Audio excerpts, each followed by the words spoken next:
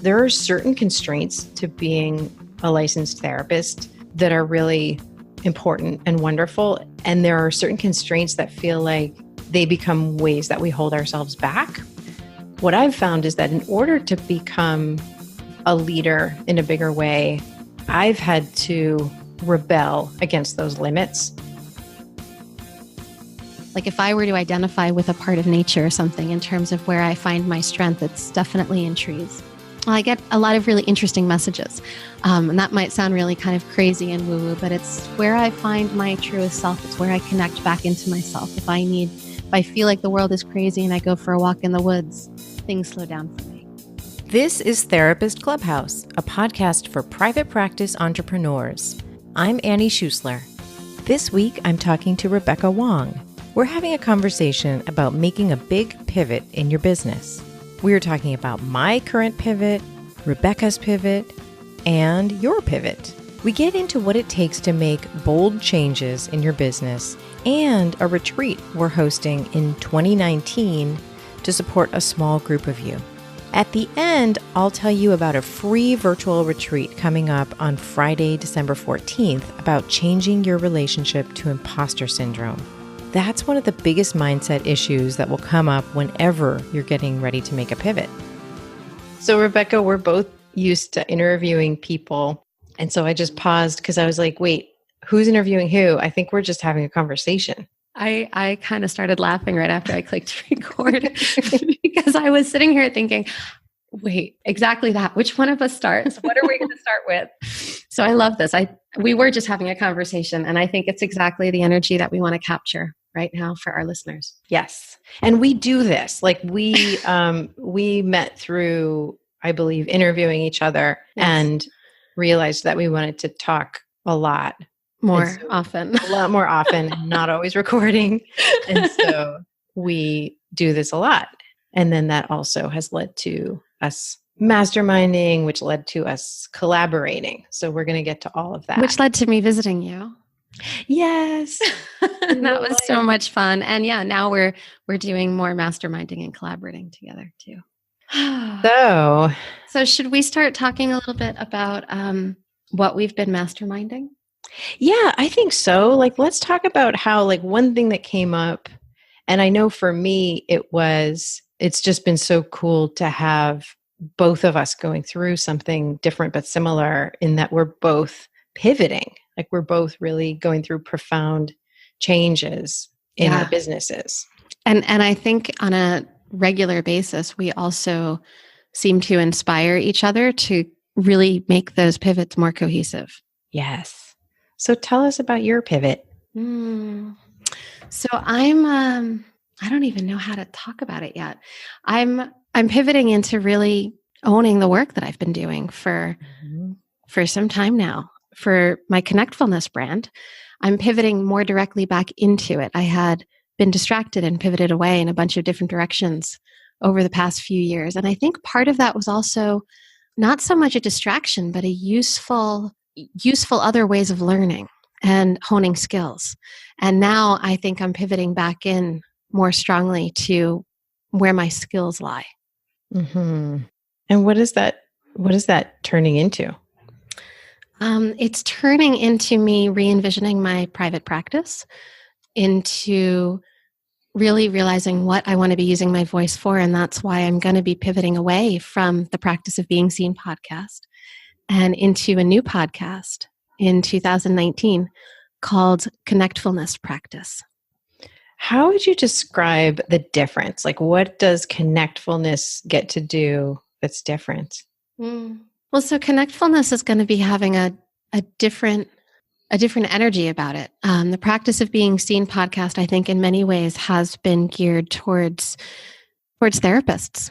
And the new podcast will speak to, I think, a broader range of people who want to really listen to the depth of the conversation. We're going to be dancing between the edges of love, life, and legacy, and wondering a lot about how do we integrate our lives so that we can both reach the places where we can reach to affect positive change, and that's even into the deep, dark parts of ourselves. And how do we create the world around us that, we really want to see? How do we live into those relationships? How do we create more intimacy? How do we change the conversation? And what do you feel like I love how you're saying love, life, legacy. Mm-hmm. And I'm so drawn to the word legacy in that triad. Yeah. And like, what does that word make you think of, Annie? Like, so it if makes you me just think break it down, where do you free associate? I go to like, what is my body of work? Like, what is the stuff I want to be known for? What's my contribution? I personally don't care about being known by a lot of people or known after I die. I think legacy can bring up that, but I do really feel like I identify with this idea of balancing love and life and legacy, meaning like my life's work and really being closer to my purpose. Yeah. And there's another component, right? Because as you're balancing your life's work, you're also living your life. You're also living your life in connection to the people whom are closest to you. And, especially if they're your children, they also are part of your legacy. Mm-hmm. So there's so many different ripple effects that we have on one another and on ourselves. And, our work is a piece of that. Yeah, absolutely. What does legacy mean to you in that triad? I think for me, it's all of it. It's not a one thing, but it's the work I want to leave behind. It's the way I want to affect change in the world. And that includes, the humans that I'm growing up and how they'll learn to contribute to the world and raise other humans. And so the relationships are an intimate piece of that. And then it also includes how I want to live my life and, what feels good to me. Mm-hmm. Yeah. I love that. Are you explicitly using love, life, legacy, like on your new website and in images and things like that? Yeah, I think it's something I'm still exploring. I'm still working with graphic designers to come up with my new artwork. Mm-hmm. Amazing how long a visioning process that takes. It keeps surprising me. I'm like, oh, I could get this done like next week. And then it's, it takes months to really vision into it for me. But I do believe those words are going to end up on everything. They're already on some of the newer pages of my website. Yeah, that's interesting, Rebecca, because we're in like a parallel process, and I'm revisioning also, and I am having the same experience where this rebranding or revisioning is so much more kind of time consuming and feels really important in a way, like to get it not exactly right, but to get it like to attune to it well. Tell me more about that attunement process. What's that been like for you? Where are you going with it? So I guess I should say, we'll just keep bouncing back and forth, Rebecca, because I want to talk more about yours. Put a note down and we'll come back. But I should say just the broad brushstrokes of what it is that I'm like, my pivot is moving towards, like, now what I do is I work with therapists on building their private practices. And the pivot that's happening is working with people who have been trained as therapists to do the work that they want to do to make a bigger impact. And so that can mean so many different things, but it so often means leaving the therapy room, either leaving it behind or leaving it more often to be an author, to be a speaker, to be a program creator, so many different things, to be a leader. And so the name of all this new stuff is Rebel Therapist. I love this name so much. I want to know how you're connecting rebel to leadership, because I think those two are deeply entwined, but I want to hear your thoughts on that. Ooh, yeah. They do feel entwined. To me, there are certain constraints to being a licensed therapist that are really important and wonderful. And there are certain constraints that feel like they become ways that we hold ourselves back. And so what I've found is that in order to become a leader in a bigger way, I've had to rebel against those limits. And so for me, what does that look like for you? Yeah. For one thing, it's meant going into coaching, because helping people with their businesses, helping them revision their businesses, that's no longer therapy, even though the way that I think is always going to be informed by all of that training and all of that experience of being a therapist. But in order to really go deep with someone on their business and to help them revision what that's going to look like, I've had to completely step away from the therapy room and so in that way rebel against it, and yet, or rebel within it. Yeah, I was going to say, I think within it to some extent, because I'm guessing that a lot of the work you do for people in terms of developing and coaching them through their business. I only know you as a friend and as a masterminder, but I don't know you as a coach. Mm-hmm. So I can only guess, but I'm guessing that work is just as deep as the therapy that you were doing in that setting was. Yeah, I think it is, especially when I'm working with people who are really seeing their work as their legacy, who are seeing their work as something so important, and they're seeing how they want to make a bigger impact.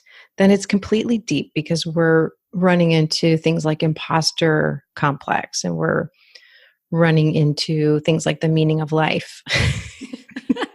And why am I building this thing and working all these hours? And what are my boundaries? And why do I need them? Yes. Yeah. Yes. Am I enough? Am I good enough? Can I make it in this industry? Mm-hmm. And if someone else is already doing what I want to do, then should I really do it?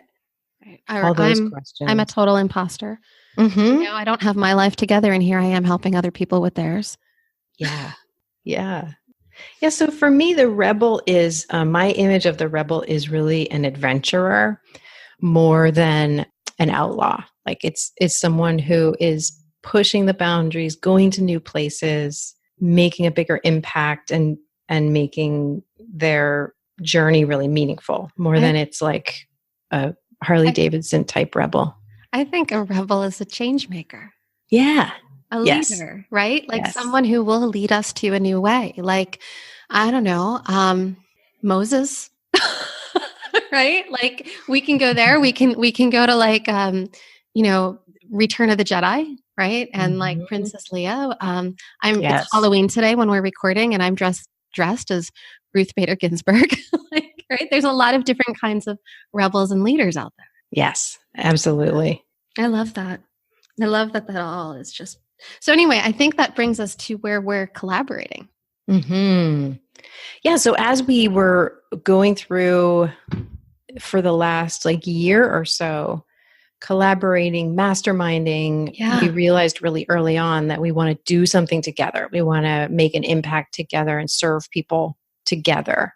And I think in that process, we didn't have a clue what that was, not at the time. And we were both feeling into something that energetically was like really exciting. And both of us were visioning and growing a lot together at that time. Yeah. And Rebecca, I haven't told you this, but I found this voice recording that I had done. I sometimes will just grab my phone and do a little voice recording when I'm inspired, something I don't want to forget. And it was really early in knowing you. And I had done this voice recording saying, here are some of the amazing things I want to do. And one of them was some kind of collaboration with Rebecca Wong. And I was like, I had to look at the date, like, oh my God, this was a long time ago that I knew that. Yeah. Wow. And it's so interesting because I know I've always, even I think before you got into the coaching world, I remember your old relationship therapy website. Oh, wow. Like your work has always stuck out to me somehow. And even though we're across the country, there's always been something about the way that, I don't know, the energy I get from you, the vibe I get from you, the way it feels to me from a distance before I knew you that you must be as a therapist. I got a vibe that felt like, well, that's professional energy that I want to connect to. And then I saw you emerging in this field. And when I started my podcast, we started talking, and I just have really enjoyed getting to know you, Annie. This whole process has, I don't know, I feel like the more we spend, this is going to sound really sappy. I hope that's okay. But the more time I spend connecting with and talking to you, I really feel like I start to get to know places that I can grow into in myself even more as well. Like you inspire me. Oh, thank you. That's amazing. Yeah. Yeah. Yeah. So, Yeah. I've been getting, And that's why I've wanted more. Like, I that's know. why, yeah. But so we didn't always know what that more was. And I Mhm. remember when you started to figure out what your more was. And we Yeah. were trying these ideas out on each other. And your idea has grown and evolved. Yeah. And in a way, it's shrunk. Like, it's just changed. I think it's gotten more clear. Yes. It's clarified. Mhm. Absolutely. Yeah. And when I say shrunk, like no, it is just clarified. It's not shrunk. It's just that I had thought that I was moving away from coaching therapists and then I was moving into coaching all kinds of entrepreneurs, which would include therapists. And I started talking to just a very small number of people, including you, Rebecca, about it. And then got kind of like a bolt of lightning in September saying, like, the limits that are frustrating me about the field of therapy are frustrating therapists too. Mhm. And I need to work with them to, figure out how for each person they're going to handle those limits and they're going to make a bigger impact. So, yeah, so it's been really interesting. We haven't landed in the same place, but we've been really supporting each other. Not that we've landed, we're never going to land, but we're not in the same place, but we're really supporting each other in just growing and clarifying. Yeah, it's been fun to watch that clarification process happen for you and to get so excited and inspired by that's for me the really exciting part is that as I watch you get more clarity around what you're growing and what your offering is, I get a sneak peek at it. Mm-hmm. Right? And that's the inspiration right there. Like you're bringing that with you. And I know that's one of your gifts is, as you call it, the superpower method. Mm-hmm. Really seeing where people can expand into. Yeah. So I don't remember whose idea this collaboration of ours was. Me neither. So what is the collaboration, Rebecca? Do you want me to talk about it? I was going to let you. Okay. So we, Annie and I decided to pull off a retreat together. And we came up with a name for it. I think that was one of the first things we knew was the name. Yeah. And that definitely was you. Was it? Okay. Yeah. But it's the Signature Heart and Soul Business Retreat. And it's going to be April 25th to 28th of 2019 in Phoenicia, New York at a beautiful resort and spa called Menla. Annie, do you want to talk a little bit about the retreat? Yeah. I mean, it's so exciting. It's for people who are going through some of what we've just been talking about of exactly just what we're going through and what we're talking about helping people go through of expanding, stepping into bigger leadership, stepping further into their purpose. And in the process of doing that, like when you expand, when you get ready to make a bigger impact, when you step more into the work that you're really needing to do next, then that is a big process emotionally, as well as all the logistics and all the strategy. And so, yeah, go ahead. So we're going to help things slow down a little bit. Yeah. So that we can really start to discovering what the single things are that are working. We're going to simplify that process. And in that slowdown space, really just start to feel our way into it. It's not stuff that other people have done before us. It's that we're really, truly each figuring out what works for us. Yeah. Yeah. And one thing that you have really, I think, helped us name, Rebecca, is that when you expand, you need to let things go. That when you expand, you need quiet and space to expand into, and you can't do it bringing along the old stuff that doesn't work anymore. So this retreat is a time to really look at that. Like, what is the most important stuff that I want to bring into my work? I want to keep in my work and grow. And then what's the stuff that has to go that's no longer working? Yeah, because that's a natural part of the cycle. And I think that's one of the things that I come back to a lot in all aspects of my work, especially relationships. But this is a relationship too, because this is a relationship to our legacy, to our work. And that's this idea of seasons, that there's like a winter, a spring, a summer, and a fall. And in each of those seasons, we do different things. And when we're about to expand, we often need to let things go and kind of hibernate and get really kind of slower and intentional before things can start to bloom and really expand. Oh, I love that. I think also we need a tribe. Like when we're getting ready for that kind of growth, we need to be around people who really want us to grow in that way and are going to support us in growing in that way. And we all know the feeling of being around people who maybe don't so much want us to grow in that way, or it's painful for them, or it's not convenient for them. And so I think that's a really special thing about this opportunity. That's kind of been special about our friendship is that we're so rooting for each other. Like, yeah, what are you going to do next? And so that's who's going to be drawn to this retreat to support each other. That's exactly who's going to be. It makes me, I'm in like a tree mode lately. I went on a retreat recently myself. And I did with Dr. Clarissa Pincola Estes. We did a lot of trance work and a lot of work into finding our true self, our original voice, especially in creative process. And so I was deeply in trance a lot of the time. Sometimes that trance was just me sketching in my notebook, but I was continuously sketching this one particular image and just shadowing it. And it was a really beautiful willow tree. And so lately I've been really into just tree metaphor and tree stories. And I noticed that that's often where, like if I were to identify with a part of nature or something in terms of where I find my strength, it's definitely in trees. I get this message of, I get a lot of really interesting messages. And that might sound really kind of crazy and woo-woo, but it's where I find my truest self. It's where I connect back into myself. If I feel like the world is crazy and I go for a walk in the woods, things slow down for me. And I don't need much more than that, but that's sometimes what I need. And that's part of this experience is like time to sketch or journal or meditate and or all of it. And I will definitely need to be playing with spreadsheets because that's part of it for me too. I just learned how from doing this collaboration with you.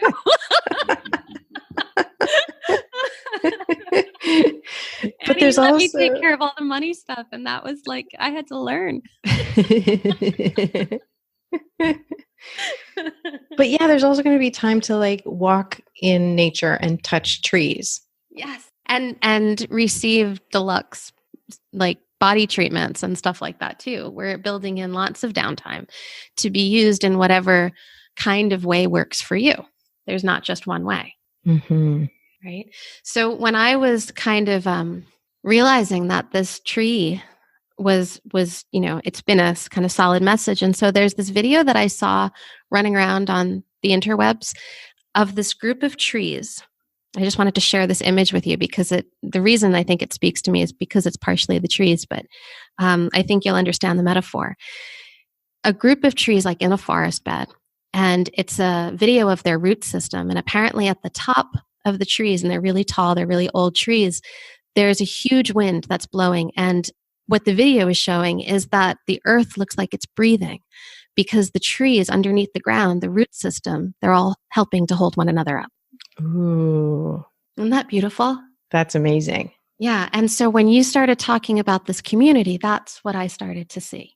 Yes. Yeah. So the wind is blowing and the change is happening and the earth is breathing and they're all holding one another up. I have to find that video. I'll share it with you. Yeah. Yeah. That's totally what's going to be happening. Yeah. Yeah. And there's something special about the in real life part of it, like in real space and time that is going to be really amazing. Well, we're getting past all the barriers, right? There's no computer between us. We're not separated by time and space. We're like physically right there. We can look into each other's eyes, give each other hugs. Like we're in the same space, sharing the same experiences. We don't get enough of that sometimes these days. Yeah. Yeah. Yeah, especially in business. Oh, especially in business, I think is one of the most isolating aspects of modern living. And I think one of the reasons for that is we're so conditioned to be in competition with one another. Yeah. And so to kind of like hide and and try to not show vulnerability. Mm-hmm. Yeah, I think that's something really important that we're kind of setting attention around and setting up in ways that it's going to be a tribe of people who are supporting each other and rooting for each other. I get goosebumps thinking about what this is going to be. Mm-hmm. The amount, like, I don't even think we need to talk too much more about it, because I think there's probably enough.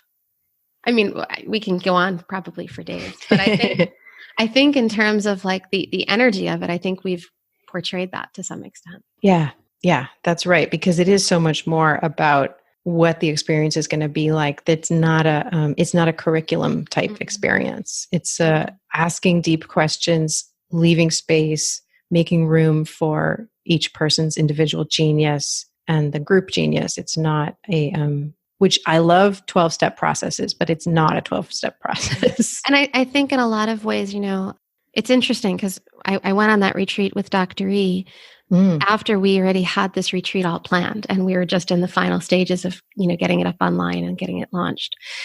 And one of the things that she talked a lot about was that we need to create containers in order for our creative selves to really flourish. So we need those containers. And I think in a lot of ways, that's one of the things that this retreat is it's a container for everyone to slow down and connect with one another and really tune in to what their visions are, what their businesses need, what they need on a lot of different levels so that they can really flourish and thrive and be inspired. I think that inspiration is, I don't know about you, but when I'm inspired, like that's a good time. Yeah, it's a good time. And it's like, I feel like I can do anything from that space. Yeah. And I can do very little from a drained space. Yeah. And I think that's, I want everyone who comes on our retreat to leave feeling inspired. Yeah. That is one thing that I want. What do you want? What would you like to see when they leave? I want to see them feeling a sense of clarity and a sense of disruption. So those things are different, but they can go together. I think they go perfect. So clarity, disruption, and inspired. Yes. Yeah. Okay. Like disruption, because they won't know. I mean, they may walk in feeling like, I'm going to write a book. Not that they're going to write a book over the retreat, but they're going to walk in feeling like, I am going to become an author, and this is going to help me get clear about how and what. And then there will be, this is just a made up example, there will be a disruption, and they will leave either deciding it's going to be something a little different, or it's going to be a completely different kind of book that they're writing than what they thought they were going to write. So it'll be disrupted in some way, and kind of a new clarity and inspired. And like they'll feel, even if it won't be in the same place, they'll feel this support of these other people going forward. So in other words, we're trying to recreate our experience knowing each other. Oh, yeah. Yes. Okay. That's right. We've had all of that. Support. We've had all of that. Yeah. Disruption, clarity. Yeah. It's like composting. Yeah. Relational composting. Business composting. I love it. It's the fertile stuff. Yeah. I want to touch on this thing that, like, the way we started kind of talking about this was how this pivot is really different for each of us. Like, and for me, it's taking so much more time and thoughtfulness, and it's not a draining kind of time. It's wonderful. But because this pivot feels so important and profound, it's like one way that I'm ending up spending a lot of time is like trying to find the right font. Oh, don't take me there. I can totally obsess with you forever about fonts. Yes. So and about colors for my website. Yes. Like I just redid a lot of my website last night. I was up feeling really inspired and was redoing a lot of it. And I am changing colors like a gazillion times. Yeah. Little things. And I think those are distractions. I don't think that those are actually part of the inspiration. They're sideshows, they're distractions, they're things that are getting in the way of something. And I think sometimes distractions can be really useful because they help us pace things. But sometimes they're just something that we can uncover. Ooh, this is a really good distinction. Because sometimes like the work I'm doing around like quote unquote branding is actually really helping me clarify like, what do I mean by rebel? So figuring out what I mean by rebel and realizing I mean an adventurer, like that then has been so helpful. And it means like it's represented by different colors and it's represented by different images. So that's been profound. But I know what you mean, that it can then turn into something distracting. I just got a vision. I don't know if you have your logo all done yet. Nope. But if you don't, just listen to this. Yeah. You remember, I don't know how old exactly you are, but I think we're around the same age. 46. Okay, I'm 43. I don't know. I'm thinking of like all these fun colors, like 1970s, 1980s, more like 1980s style of these like fun color bursts all coming in towards each other. I don't know where that came from, but yeah. I love it. I used to really like roller disco. Yeah, like a I don't know. I'm thinking like a roller disco Wonder Woman. I don't know where that came from, but wow. Yeah. I mean, we'll see what you come up with. We'll see. It's such a fun journey. Yeah. Yeah. And do you think you'll have trees in your yeah, I think there's images? I think it's possible. Mm-hmm. Yeah, I was telling you I'm having a really hard time figuring out the direction of the artwork for the podcast. And that's like something I'm really picky about. So I think things might like that's the reason the show is taking so long to put out. So I could otherwise launch it, but that's the thing that's slowing it down. I think it's also a great thing that it's slowing it down because it's giving me permission not to rush ahead and be able to really, like you're talking about, understanding that the rebel is also the adventurer. Mm-hmm. We need to pace that. We sometimes can't rush through this discovery process. Yeah. Mm-hmm. Yeah, I agree. Yeah. Yeah. And it matters. It doesn't matter for superficial reasons, but it matters like what your podcast artwork looks like in that you're really trying to communicate something important. And that's a huge communication tool. I think there's another piece to it. There is definitely something that I'm trying to communicate. And in the process of trying to do that communication, I'm also getting more clarity. I'm getting more clear about what it is I'm trying to communicate. And I can do that through words, or I can do that through images, like it, whatever my process is. I was trained as an artist when I was younger. That was my first degree. So the creative process is the place where I figure out what I'm trying to say, and then it unfolds for me in words later. Oh, I love that. Yeah. Yeah. That makes me think of how Mercedes Samudio talked about in writing her book that, and I know you know her really well, like in writing her book, she got more clear about her message. Like she already had it. She was already doing the great work. But in writing Shame-Proof Parenting, she said she got much more clear. Yeah. Yeah. Well, it takes some really deep work to understand what message we're trying to share. Who are we trying to share it with? And like, what is the message? And what parts of your story do you need to connect with in order to really be able to tell that message? That was something that Dr. E was also teaching a lot about, incidentally, at the retreat I went to with her. So there's so much that it's a deep process to really get it out there so that it has that connection point. Yeah. And there's so much that has to go when you're getting clear about your message. There's so much that has to be kind of pared away. And grieved. Mm-hmm. Mm-hmm. You know, I'm even just thinking of my private practice. In order for me to expand and grow into some of the things I'm planning more growth into, like I'm doing more and more intensives these days, and they're a different kind of time consuming, and they happen at different times. And so I need to carve out more space in my private practice so that I can do more intensives. And it turns out that that's the work I really enjoy doing. And so I'm grieving something in the process of creating space for something else. Mm. You know, and it's not all one or the other. I'm kind of creating a balancing point, but even just having to find what those new, how it all balances together, it's really different than I've ever really experienced in my business before. And that's fun. That's so courageous too. Like you're not just going by default of like, well, this is how it has been working, so this is how it'll keep going. Like you're kind of taking everything off the table and then putting it back on. Like what? It's like a puzzle. It's going to work. Yeah. Yeah. You got to figure it out, and what's worked for somebody else isn't, they don't have the same life I have. They don't have the same family structure or energy levels or, whatever it is that makes us different. And so their way is going to work hopefully really well for them. And I want to find the way that works for me. Mm-hmm. Right. And I think you're talking about the same stuff. And that's also what we're hoping people leave this retreat with. Yeah. So I can go on talking to you forever, and we could go in a million other places, I'm sure. And I have to go pick up my children and take them trick-or-treating. It's Halloween when we're recording this. So good. It is. That's why I'm dressed like Ruth Bader Ginsburg. I love that. I know.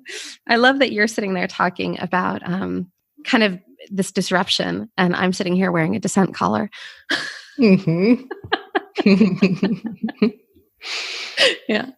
It's perfect. It's really perfect. Oh, okay. So we'll share this on both of our podcasts. Yep. On Therapist Clubhouse and on Practice of Being Seen. Oh, well, actually, It won't be Therapist Clubhouse. Oh, no. It will be the Rebel Therapist, or actually. But this episode, we're going to share. Is this one coming before the pivot? Yeah, because your pivot's in January, right? The pivot is in January. So I don't know when you're closing out Therapist Clubhouse, but I know Practice of Being Seen is already over. But I'm going to launch this one there for one last show, and then we'll both be launching in the new year our new podcast. Do you want to talk a little bit about what you're going to be launching? So it's called Rebel Therapist, and it's a space where I'm going to talk about the way that people can make a bigger impact, finding your leadership. And I'll be interviewing people who are doing that. So people who are trained as therapists. Sometimes we'll be learning from people who have different training and different experience, and just supporting you in making a bigger impact and stepping into your leadership. I'm so excited for this. Yay. Right. And you can always find me at coachingwithannie.com and rebeltherapist.me. Oh, I love that. I love that it's a .me. I hadn't heard about that one. And I'm doing the opposite. I'm consolidating all of my work down to one site. Oh, mine will be one site. It'll just be that you can get at it. Either URL. Way. Okay. Mm-hmm. And so my Practice of Being Seen URL will redirect to connectfulness.com, and all of my work will be there. And we'll have both of those on both of our show notes. Yeah. Oh, this is so exciting. Yes. And so we both have information about the signature retreat on our websites.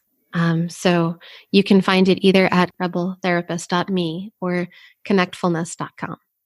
Yeah, and you can register. Like we've already opened up registration because we know how it can take planning. Mm-hmm. You got to get it on your calendar. So yeah. So registration is open and space is limited. Right. That's Annie, for sure. This was That's definitely for sure.